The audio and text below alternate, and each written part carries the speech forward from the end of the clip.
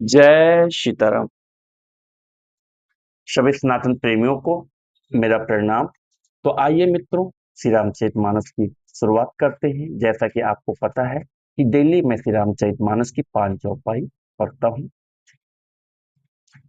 यह विचार नहीं करऊं हठ, यह विचार नहीं करऊं हठ, झूठ सनेहु बढ़ाई, मानी मात कर नात बलि, सुरति बिसर नहीं जाय।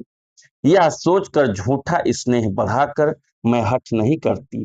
बेटा, मैं बलैया लेती हूँ। माता का नाता मानकर मेरी सुध भूल न जाना। देव पितर सब तुम ही गोसाई, राखऊं पलक नयन की नाई।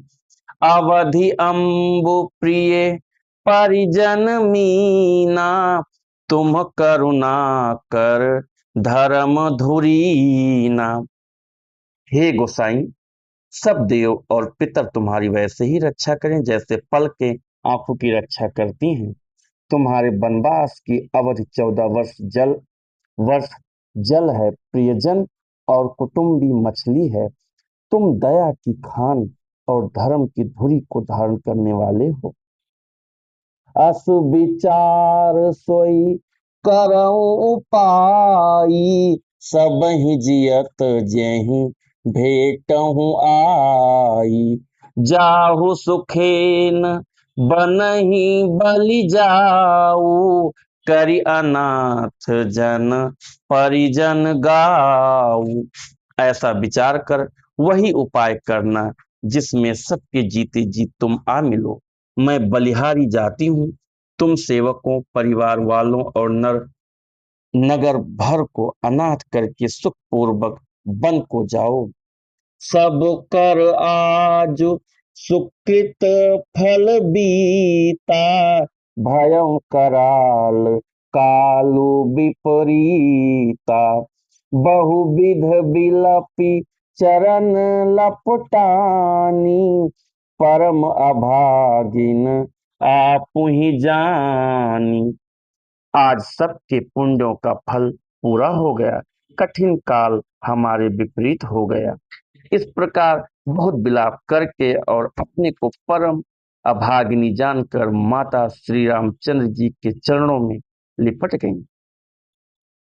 दारुण दुस्साह दाहु उर व्यापा, बरनि न जाहि बिलाप कलापा।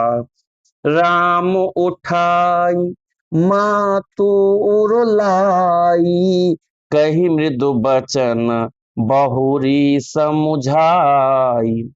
हृदय में भयानक दुस्साह संताप छा गया। उस समय के बहुविध विलाप का वर्णन नहीं किया जा सकता।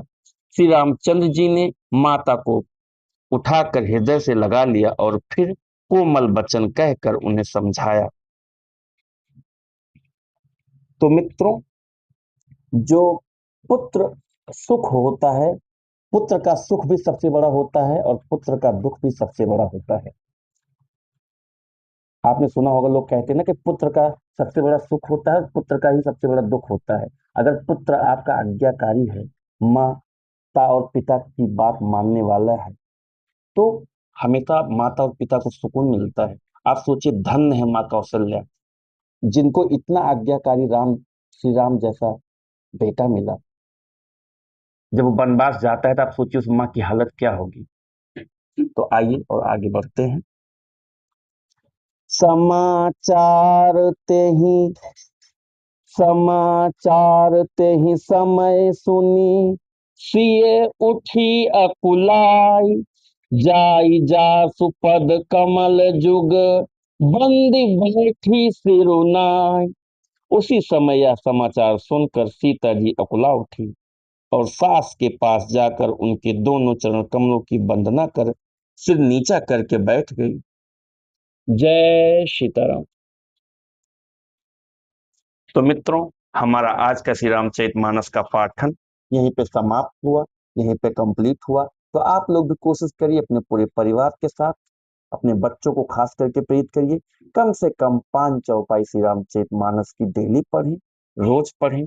अगर वो नहीं पढ़ते हैं तो आप खुद लेके साथ में बैठिए उनको पढ़ने के लिए, उनको प्रेरित करिए।